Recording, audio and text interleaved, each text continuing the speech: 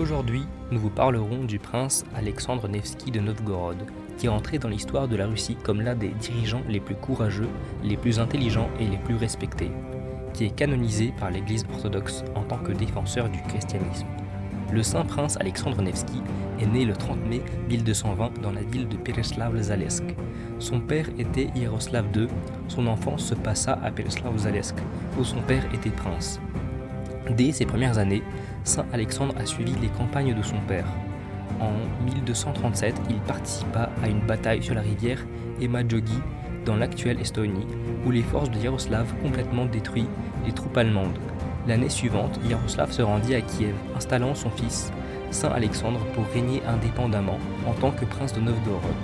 En 1239, saint Alexandre se maria, prenant pour épouse la fille du prince polotien Vyachieslav. Le XIIIe siècle est devenu une période d'épreuves sévères pour la Russie. Le peuple russe a dû endurer une lutte difficile avec les étrangers.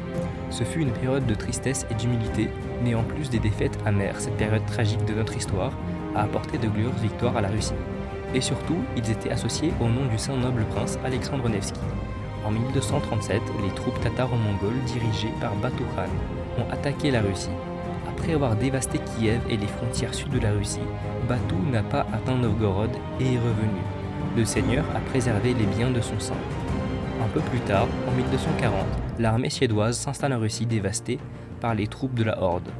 En approchant de Novgorod, le commandant de l'armée ennemie, le chevalier Birger, envoya des messagers à saint Alexandre avec des mots « Si tu peux me résister, sinon je suis déjà ici capturant votre tête ». En entendant ces paroles hautaines, le saint prince se rendit à l'église cathédrale et pria longuement avec des larmes. En quittant le temple, il se tourna vers sa petite armée. Dieu n'est pas en puissance mais en vérité.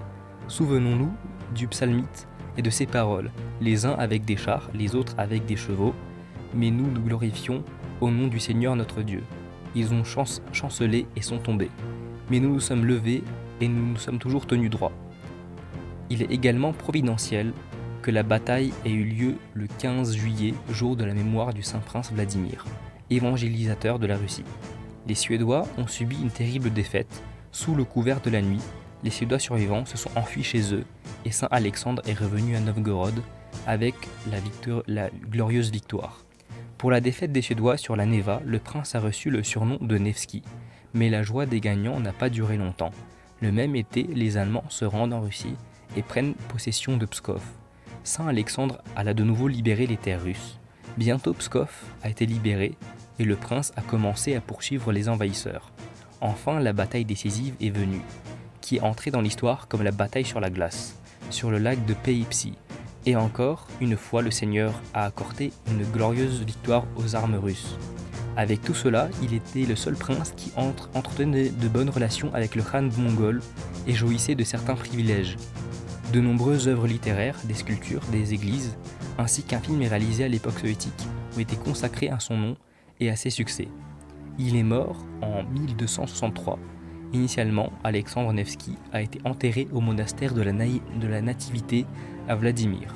En 1724, sur l'ordre de Pierre Ier, les reliques d'Alexandre Nevski ont été solennellement transférées au monastère Alexandre Nevski depuis 1997 Lavra à Saint-Pétersbourg. L'iconostase de la cathédrale Saint-Alexandre Nevski à Paris fut créée en même temps que la construction de celle-ci en 1861. Le niveau inférieur de l'iconostase est composé de 6 grandes icônes représentant selon les règles liturgiques le Christ à droite et la Vierge à gauche des portes royales. Saint Alexandre Nevski, patron de l'Église du côté du Christ, et Saint Nicolas, de celui de la Mère de Dieu, l'archange Michel et Saint Stéphane sur les portes diaconales.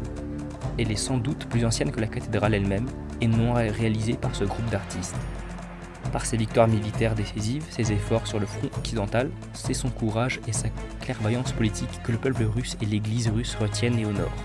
Aujourd'hui, il est considéré comme unissant le peuple russe. Il est symbole de la lutte pour la liberté et l'unité. Le gouvernement russe d'aujourd'hui l'utilise pour sa propagande et essaye de provoquer le sentiment et les attitudes du peuple russe.